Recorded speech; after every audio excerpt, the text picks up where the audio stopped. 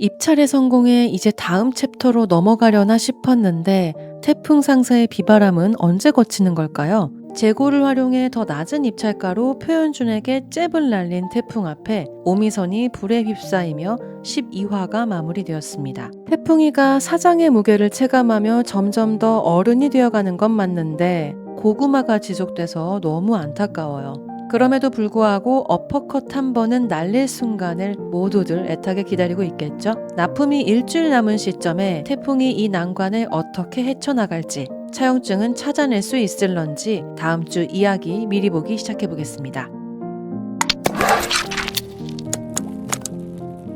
먼저 지난주 안전성을 위해 태풍은 조달청에서 진행하는 국가사업에 눈을 돌리고 아직 낙찰이 되지 않은 수술용 장갑 품목에 뛰어듭니다. 프랑스어로 제출해야 하는 사업계획서를 당시 프린트기가 인식하지 못해 애를 먹고 있던 찰나 관록의 구명관 이사가 극적으로 합류하며 무사히 신청할 수 있게 되었어요. 기술의 발전으로 많은 것들이 간편화되면서 과거에 같이 있던 것들이 쉬어져 버린 세월 속에 구명관 이사의 만년필과 팔토시에서 뿜어져 나오는 수려함 그리고 그 정성이 참 뭉클했던 장면이었습니다. 독점으로 수술용 장갑을 생산해내는 미국 업체에서 장갑을 들여오는 구조라면 자금력부터 물류비, 창고 보관까지 100% 표상선에 지는 게임이었습니다. 이에 태풍은 말레이시아의 배송 중 대리를 급파하고 미국 업체로 가기 전 공장에 남아있던 재고 5,111박스를 저렴하게 확보해버리죠. 방법을 찾아낸 태풍과 배송 중 대리의 합작에 박수가 절로 나오는 장면이었습니다. 그렇게 1분을 남긴 입찰 접수를 마치고 수술용 장갑이 무사히 한국에 도착을 했는데 첫 입찰에 뿌듯해하던 것도 잠시 창고에는 삽시간에 불이 나고 말았죠.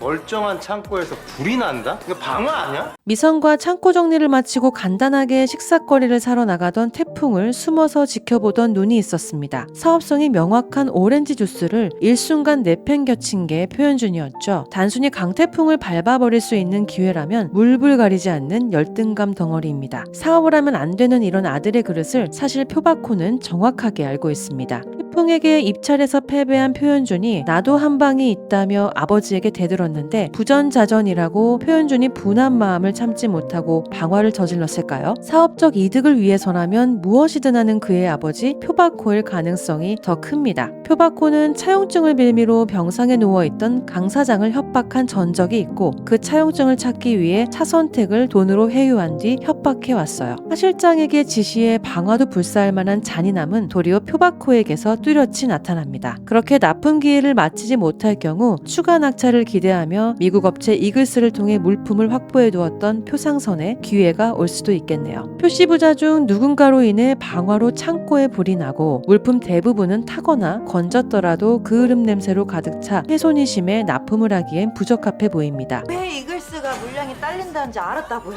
현준아! 태풍 상사는 급한 대로 미국 업체 이글스에 발주가 가능한지 확인하지만 물량이 부족하다는 답변뿐인 것 같습니다. 이 역시 표현준이 돌뿌리가 되어 있을 확률이 커 보이고요. 지금 와서 800개가 넘는 말레이시아 섬을 뒤져 장소를 옮긴 생산 공장을 찾기란 사막에서 바늘 찾기 같아 보입니다. 일주일이란 기간도 너무 짧고요. 가능한 루트는 표현준이 확보한 이글스의 물량인데 어퍼컷을 날리겠다는 표현준이 국내에 들어올 수 있는 모든 물량을 챙겨놓은 듯 싶습니다. 혹시라도 납품이 간절한 태풍 상사가 애걸에 온다면 들여온 비용보다 비싸게 거래해 태풍 상사가 망하게 하는 지름길을 마련할 수 있으니까요. 태풍이 사무실을 포기한 금액을 모두 끌어모은다 해도 표현준이 입찰가로 제시했던 4억 3,300만 원보다는 비쌀 게 뻔합니다. 그 돈이 태풍 상사에 있을 리 만무하죠. 정말이지 표현준이 좋아했던 복싱으로 단판 승부 내기를 하지 않는 이상 묘수는 없어 보일 만큼 답답합니다. CCTV가 보편화되기 이전이던 98년도라 직접 목격자가 있거나 사건 현장에서 결정적인 증거가 나온다면 이야기가 달라질까요? 표시부자가 사주한 방화범이 현장에 흘린 증거가 수사 과정에서 발견된다면 이야기는 반전될 것 같습니다. 이를 빌미로 태풍이 합의를 요구할 가능성이 있죠. 표상성 창고 안에 고이 잠자고 있는 수술용 장갑을 받는 걸로 말입니다. 그렇게 안전하게 첫 입찰과 납품을 마무리 짓게 되지 않을까 싶습니다. 한편 표상선의 차선택 옥죄이기도 가속화됩니다. 고3이라던 아들 독서 도시락까지 찾아온 하 실장이 돈을 쥐어주고 있네요. 급해서 받은 돈이 이렇듯 본인 삶을 흔들어댈지 차선택은 알았을까요? 어지러이 흐트러진 장부를 보면서 태풍은 그간 의문스러웠던 차선택의 모습을 직감적으로 떠올린 것 같습니다. 그렇게 태풍이 차선택을 추궁하고 궁지에 몰려 괴롭던 차선택은 자수하여 광명을 찾을 것 같습니다. 이전 방문에서 사장님이 말해준 게 없냐며 떠보던 그것, 차용증이 있었고 그로 인해 표바코에게 어떻게 시달려 왔는지와 표현준마저 이 사실을 알게 되었다는 것까지 모두 다요. 이성을 잃고 분노에 휩싸인 태풍이 표바코를 찾아가 선전포고를 했습니다. 남은 2주간 각성한 태풍과 표바코의 대결이 화려하게 전개될 것 같네요. 아버지가 남긴 차용증을 찾다 태풍이 주저앉아 우는데 지난주 태풍이 엄마에게 그런 말을 했었잖아요. 우리 아버지가 이런 일에 충격받고 쓰러질 사람이냐고요. 아버지를 쓰러뜨린 일이 엄청난 충격을 준 무언가라고 짐작한 눈치였는데 차용증에 대한 진실과 그 모든 퍼즐이 맞춰지면서 오열하고 있지 않나 싶습니다. 벌써 마음이 아리네요. 차선택의 고백에 이어 마음이 무너진 태풍이 미선에게 기댈 때 미선 또한 태풍 아버지가 돌아가시던 날 밤 표바코가 찾아왔던 걸 기억해내고 말해주지 않을까 싶습니다. 얼마나 피커소실까요? 표바코가 벌벌 떠는 차용증의 위치는 사무실 축소에 이전해 오면서도 애지중지 챙겨온 아버지의 명패 또는 가족처럼 아껴온 직원들과 함께했던 액자 속에 있지 않을까 싶습니다. 수많은 서류들 속에 당연하다는 듯 있다면 반드시 찾아내고야 말 표바코를 잘 알고 있었을 겁니다. 미선에게 말한 것처럼 잘 해낼 거라 믿었던 아들이 수많은 우여곡절을 거친데도 절대로 버리지 않을 이 물건들 안에 숨겨놓고 태풍이 스스로를 그리고 태풍 상사를 지키길 바랬겠죠. 본인을 대신해 아들을 지켜낼 거라 믿은 아버지의 큰 흔적을 어서 찾았으면 좋겠습니다. 이 차용증은 금액도 금액이지만 표상선에 대한 지분 양도 등과 같이 태풍이 발견할 경우 표상선이 몰락할 수밖에 없는 치명적인 내용일 거라 예측이 됩니다. 차용증 찾기와 더불어 태풍이 상사맨으로 어떻게 성장해 나갈지 남은 회차 애타게 기다려보겠습니다. 어려운 시절만큼이나 미선에게도 미호에게도 사랑마저 녹록치 않은데요. 방화 사건 이후로 태풍에게 선을 긋던 미선이 드디어 마음을 여는 듯 보입니다. 태풍은 짝사랑을 끝낼 것 같네요. 가난이 연대보증이라며 미호의 가슴에 왕모에 묻힌 기물녀가 기술을 꽂기도 했어요. 어린 나이에 과부가 되어 두 형제를 길러낸 멋진 엄마였지만 다단계 여파로 힘들었던 경제 상황이 더 나락으로 떨어지게 된 건 엄마가 결정적이었어요. 백화점에서 함께 일하며 알게 된 미호의 가정 형편과 거칠애로 기물녀 여사는 사실 미호를 온전히 바라보지 못했습니다. 그런 엄마 앞에 다행히 왕모가 바른말 대잔치로 정리는 했습니다. 상처받은 미호의 마음과 작아져버린 엄마의 마음이 비로소 서로를 이해하는데 시간이 필요하겠지만 이런 남자라면 잠시간 만난 비바람은 잘 지나보낼 수 있지 않을까 싶네요. 미선과 미호, 범이의 할머니가 3남매를 그렇게 키웠으니까요. 사랑도 사업도 따뜻하지만 또 시원하게 전개되는 태풍 상사의 이야기를 응원하고 있겠습니다. 구독, 좋아요, 알림 설정으로 마무리하시면서 다음 주에도 함께 달려요. 오늘도 내일도